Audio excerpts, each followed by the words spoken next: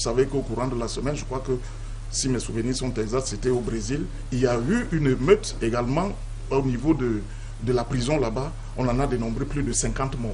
Donc on aurait dû également dénombrer beaucoup de morts dans nos prisons, notamment les 2 prisons qui sont principalement concernées, Yaoundé et Boya, au regard de tout cela. Vous savez, les lenteurs judiciaires, mais ce n'est pas aujourd'hui qu'on les connaît. Tout le monde sait qu'il y a beaucoup plus de prévenus que des condamnés en prison. Donc il faut que les choses changent. Je pense que les instructions de Monsieur le Président de la République, je pense qu'au moins pour une fois, si elles pouvaient donc être respectées, mises en œuvre dans le concret, parce que ce n'est pas aujourd'hui qu'on sait que il y a une forte population carcérale, qu'il faut étendre des prisons, qu'il faut faire un certain nombre de choses, que même les affaires judiciaires qui sont en cours traînent, alors que les gens attendent de connaître leur sort. Ce n'est pas aujourd'hui. Je pense que le gouvernement doit se mettre de toutes les façons au travail. Puisqu'on parle de la prison, je précise juste une information parue dans la nuit d'avant-hier concernant l'aide des pensionnaires de cette prison. L'ex-ministre de la Défense, Edgar Alain Bengo, a été victime d'un AVC. On dit que pour le moment, il se trouve dans un centre hospitalier de la place et que ses jours ne sont pas en danger. On accueille... Là, il est allé donc retrouver dans un centre de santé 2 autres. Le Premier ministre, Inoni Efrem, et l'ancien ministre de la Santé, Urbain Olangena, qu'il faut le dire, se trouve encore en ce moment où nous produisons cette émission dans les formations sanitaires également de la place, à l'issue de ce qui s'est passé à la prison de Kodengui. Voilà, donc 3 membres du gouvernement, 3 hauts dignitaires du régime qui se trouvent dans des établissements hospitaliers suite à, on va dire, des malaises. En tout cas, nous ne sommes pas de médecins, mais nous avons reçu cette information. Nous ne pouvons pas nous prononcer sur leur état de santé exact. Nous donnons quand même l'information. 3e invité sur ce plateau, Soulé Onoyono. Soulé, bonjour, bienvenue. Bonjour, monsieur Boubangomna. Bonjour à tous les téléspectateurs de Canal 2. Bonjour à tout le monde, à tous les amis, n'est-ce pas, personnels soignants de l'hôpital central de Yaoundé. Je voudrais, permettez-moi, Bouba, de faire un arrêt pour adresser, n'est-ce pas, mes respects, mes distinguées félicitations à un grand homme pour qui j'ai beaucoup, n'est-ce pas, de sympathie. Il s'appelle Lilian Koulou Ngoulou, coordonnateur général de l'Observatoire du développement sociétal. J'ai échangé récemment avec lui. Il m'a fait l'honneur et le privilège de partager avec moi tout le travail et les stratégies qu'il élabore, n'est-ce pas, dans son mouvement, l'Observatoire du développement sociétal, en vue, n'est-ce pas, de préparer les assises nationales qui pourraient, n'est-ce pas, permettre d'explorer le dialogue inclusif, n'est-ce pas, sur la question de l'enlisement de la crise, n'est-ce pas, au nord-ouest et au sud-ouest. Et j'ai le sentiment que, en regardant ce que Lilian Koulou Ngoulou fait, il faut apprécier cela parce que c'est bon pour, n'est-ce pas, le Cameroun de demain, le dialogue. Peut-être que une idée comme celle-là pourrait être le ciment du dialogue inclusif que tout le monde attend. Merci Soulé. J'ai oublié d'apprécier l'autre Tchankaf d'une couleur grise. Hein? Ça c'est une autre, c'est la marque de fabrique de Soulé Onoyono. On parlera pas de la Tchankaf aujourd'hui, mais question de santé encore, avec cette circulaire du ministre de la Santé publique qui interdit aux médecins généralistes d'exercer. Comment vous avez accueilli cela? Oui, je pense qu'à supposer que tous les téléspectateurs de Canal 2 n'ont pas pris connaissance de la circulaire. La circulaire date, n'est-ce pas, du 29 juillet 2019, relative, n'est-ce pas, à l'exercice des médecins en cours d'intégration ou de contractualisation. Elle est notamment adressée aux délégués régionaux santé publique, directeurs des hôpitaux, 2e, 3e, 4e catégorie, les chefs de district de santé.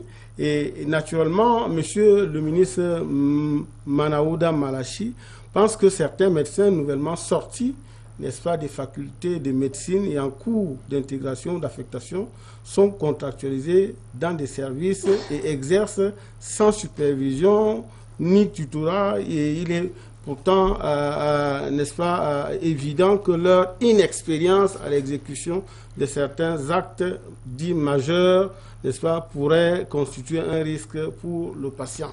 C'est ce que la circulaire dit. Maintenant, on s'interroge, n'est-ce pas, sur, n'est-ce pas, les données et les sous-entendus de cette circulaire. Parce que dans cette circulaire, le ministre parle, par exemple, de l'inexpérience, n'est-ce pas, des médecins nouvellement sortis des facultés. Et on se pose la question de savoir si un médecin, ou alors quelqu'un qui a fait 7 ans, n'est-ce pas, d'études en médecine, lorsqu'il en sort, il est aussi inexpérimenté que ça. Encore que, s'il ne s'agissait que d'expérience, on pourrait aussi s'interroger à savoir comment est-ce que M. Manaouda, qui est, n'est-ce pas, depuis le réaménagement du 4 janvier, le plus jeune ministre, et n'est-ce pas, sous toutes les formes, il n'a jamais été ministre. Est-ce qu'il a fait une école d'expérience pour devenir ministre, au point aujourd'hui de penser que des jeunes médecins ne peuvent pas exercer? La deuxième chose qu'il faut quand même voir, c'est que ça pose un problème. Non seulement ça frustre, mais ça pose une question de forme. Le ministre Manaouda, quand vous lisez la note, elle est passée seulement au niveau de l'inspection générale des services médicaux et paramédicaux avant d'atteindre le cabinet du ministre. Ça veut dire que le ministre a ignoré, n'est-ce pas, tout au moins le département de la santé et des soins. Il a ignoré la DRH, la direction des ressources humaines. Il a même ignoré l'ordre national des médecins, qui est l'organe spécialisé à connaître, n'est-ce pas, des problèmes des médecins. Et lorsqu'on on arrive là, et puis on se pose aussi la question de savoir, les gens qui sont formés pour être médecins, qu'est-ce qu'ils deviennent?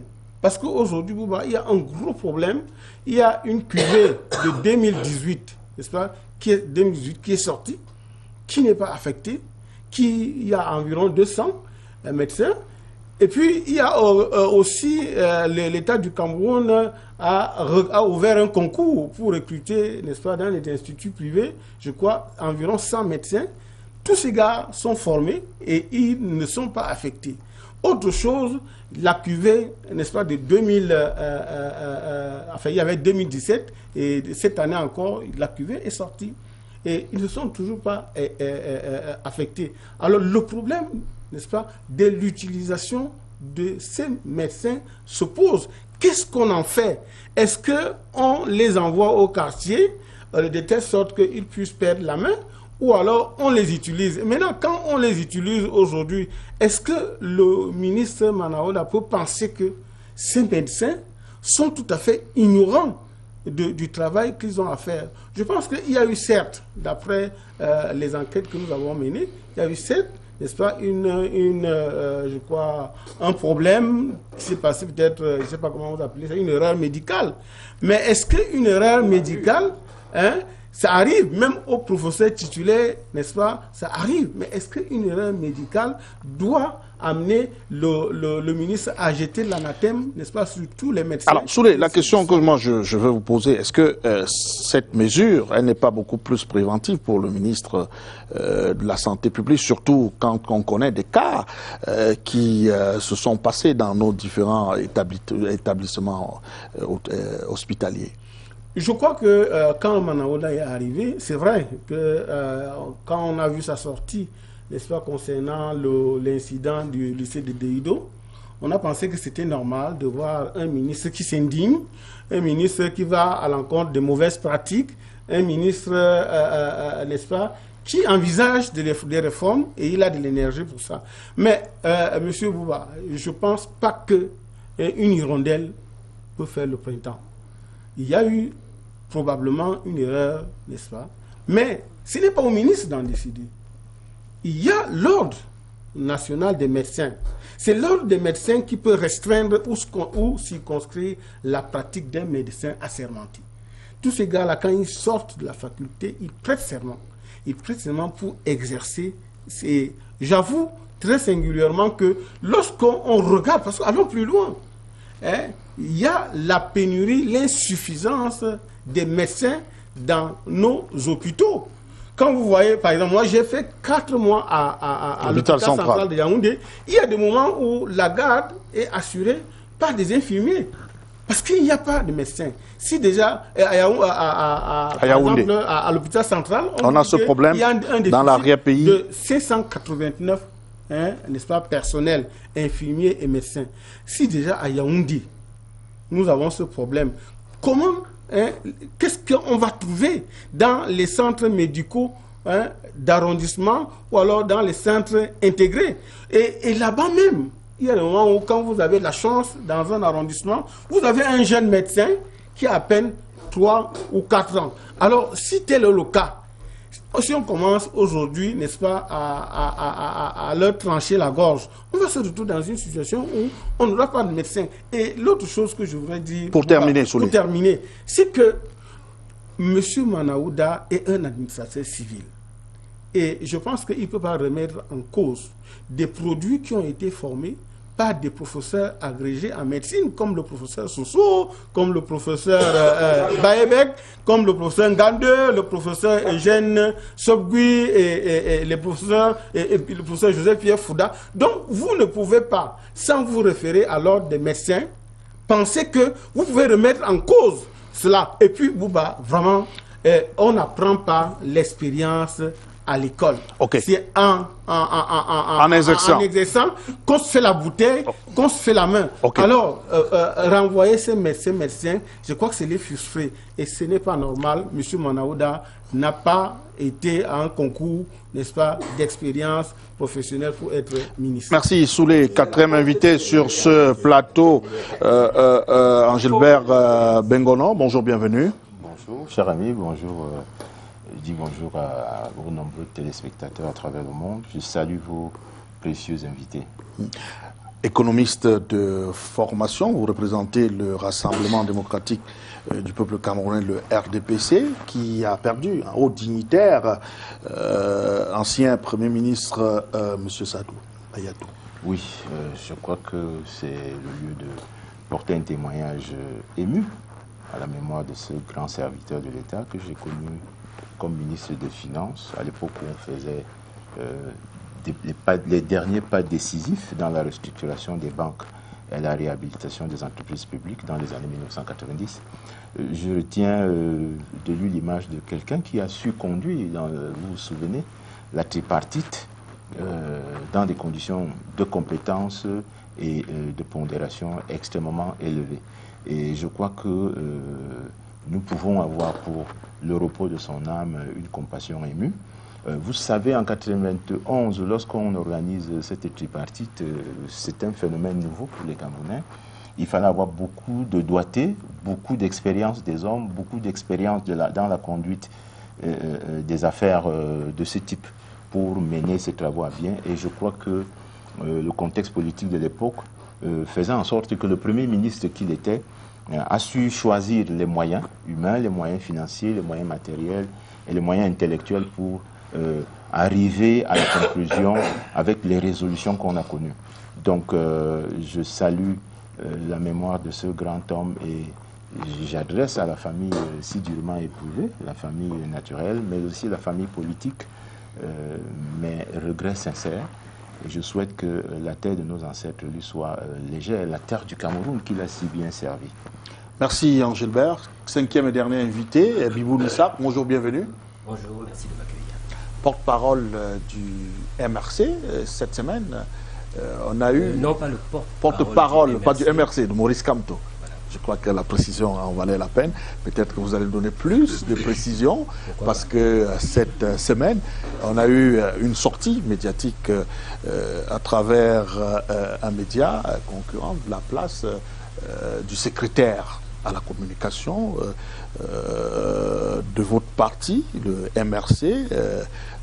Alors, sur la question de la communication au sein du parti avec Sosten Médard Lipport, qui est le communicant officiel dans ce parti? Alors, je ne répondrai pas comme ça à cette question, parce que l'actualité récente que vous avez rappelée tout à l'heure a été suffisamment, je veux dire, explicite, et les commentaires supplémentaires ne sont pas nécessaires. Je crois qu'il y avait un besoin de clarification qui a été exprimé sur ce média concurrent dont vous parliez. La clarification est intervenue, tout va pour le mieux. En ce qui me concerne, mes tâches quotidiennes relèvent, c'est peut-être la précision qui a été faite et qui a été peut-être réamplifiée, consiste à coordonner la communication autour de la coalition qui est devenue entre-temps les Alliés et le MRC au lendemain de l'élection présidentielle, et de m'assurer que justement sur les aspects juridiques, politiques, etc., que cela puisse circuler de manière fluide, y compris en désignant les représentants des Alliés sur les différents plateaux. Ça me permet de dire que tout à l'heure, on parlait des glissements. Vous savez que depuis quelque temps, vous verrez le lien avec mon travail, depuis quelque temps, nous sommes dans une entreprise d'ensauvagement de notre État qui est assumée par ceux qui sont les tenants de la décision publique. La qualité de la vie au Cameroun, eu égard aux droits qui sont ceux des Camerounais, se détériore dangereusement. Nous nous retrouvons dans une sorte d'état de nature avec une sorte de barbarie assumée par ceux qui incarnent cet état de nature et qui œuvrent à son avènement plus que jamais triomphant. Et donc nous, notre travail dans le cadre de la résistance, c'est de faire barrage à cette prolifération dangereuse. Et c'est pour cela que je disais, vous allez voir, je vais faire un lien avec des choses qui ont été évoquées, notamment sur ce que Jean-Baptiste Biaï, mon cher frère et ami, a dit tout à l'heure, en disant des forces de défense et de sécurité, que dans le contrôle de la mutinerie à la prison de Yaoundé, ils avaient bien fait leur travail. J'ai eu un frisson quand j'ai entendu dire ça. Parce que nous ressentons, y compris pour certains d'entre nous dans leur chair, le bon travail qui a été fait. Il y en a qui ont des fractures ouvertes, il y en a qui ont subi des sévices absolument inacceptables. Vous parlez de bon travail, ironie, c'est peut-être cela. C'est totalement de l'ironie, en effet. Pour dire que lorsque vous passez à tabac des gens que vous exfiltrez d'une prison, lorsque, après le passage à tabac, vous les déportez dans des lieux inconnus et vous les gardez au secret, je ne sais pas comment on peut apprécier ce genre de travail. Parce qu'en l'occurrence, on parle non seulement de prisonniers politiques, mais de personnes non encore condamnées par quelques tribunaux que ce soit, qui bénéficient donc, en plus de la présomption d'innocence, de tous les autres droits qui leur sont reconnus. Mais quand bien même on serait dans le cas de personnes condamnées, rien n'oblige des traitements inhumains et dégradants à l'endroit des personnes sous le prétexte qu'elles sont détenues. Alors, en clair, sur la question principale, c'est le professeur Maurice Kamto qui a recadré les choses à travers la redistribution de rôles, parce que au départ, vous étiez le porte-parole du professeur Maurice Kamto et vous avez assuré pendant la période post-électorale et même pendant les élections également. Alors, selon votre camarade de parti, il estime que votre travail devrait s'arrêter immédiatement après les élections. Bouba, je disais tout à l'heure que je ne ferai pas plus de commentaires parce que l'actualité récente a clarifié cela. Et je ne contribuerai pas à réveiller, je dirais, quelque chose qui a été clarifié et réglé une bonne fois pour toutes. Mais je saisissais la perche pour vous dire précisément que, en ce qui concerne mon travail, dont on va dire les limites ont été clairement définies récemment, dans le cadre d'une sortie publique des Alliés, en tête desquels le président élu en dehors de toute fraude électorale, Maurice Kamto, et ses alliés, notamment Christian Pendaï Koka du mouvement Agir. Il faut souvent rappeler au sujet de Christian Pendaï Koka, qui a un lien si particulier avec le président élu, que c'est un conseiller à la présidence de la République. Ce n'est pas inutile de le rappeler. Un expert sur les questions justement financières et économiques. Que vous avez également Albert Djongan, président de la Dynamique, un parti qui porte bien son nom, parce qu'en termes de dynamisme, on peut le lui reconnaître. Vous avez également le MPCL de M. Boléry Kingé. Voilà, j'ai cité là les alliés autour du président élu, qui, dans la sortie qu'ils ont eue, ont clarifié ce plan. Mais vraiment, Bouba, je vous en prie, je vous demandais de juste me laisser aller jusqu'au bout de ce que je faisais comme remarque en relation avec mon travail de communication.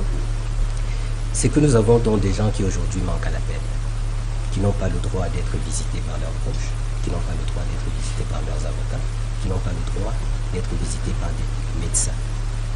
Ça, c'est le pays dans lequel on vit. Alors, je veux bien aussi qu'on parle de la mutinerie, mais il faut peut-être rappeler qui s'est déroulée en 2 phases, à savoir que la première phase était non violente et allait de 8h à 18h, et que ceux qui portaient des revendications, on n'était pas dans la mutinerie, ceux qui portaient des revendications sur l'amélioration de leur sort, revendications reconnues et endossées par les sorties officielles qu'on a vues après, ceux qui portaient ces revendications-là avaient pris des mesures pour que précisément il n'y ait aucun trouble.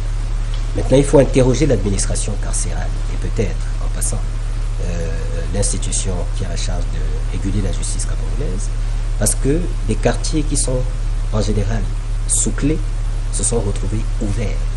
Je parle des quartiers de la prison de Kondéli, notamment les quartiers dits du Kosovo.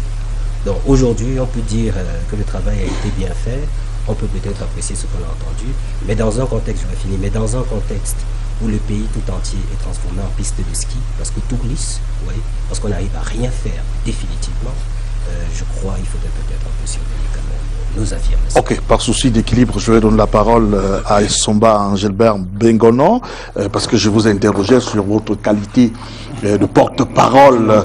Vous avez répondu et vous avez glissé, comme nous sommes dans un pays de ski, où il y a beaucoup de ski, vous avez glissé, exactement. Donc, par souci d'équilibre, non, je ne vous condamne pas pour cela. La question des mutineries, parce qu'il y a un grossier amalgame qui a été monté en épingle à cheveux autour de l'interprétation qu'il fallait faire de ces mutineries. Je vous condamne pas. Je vous condamne pas pour cela, d'ailleurs, mais je veux faire mon travail de modérateur par souci d'équilibre, tout simplement. Alors, Essomba Bengono, à la suite. Oui, je vois très bien, et tous ceux qui nous regardent voient très bien la capacité de M. Bihoun Isaac à fuir les sujets qui concernent le MRC et l'écartèlement qu'il révèle aujourd'hui en fuyant cette question de fond que vous lui posez, l'écartèlement qui a opéré un alignement presque parfait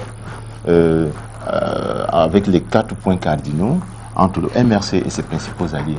Vous lui posez une question sur la problématique et la polémique tout à fait naturelle qui peut exister quand on a une organisation politique comme le MRC. D'ailleurs, c'est sain pour la démocratie interne.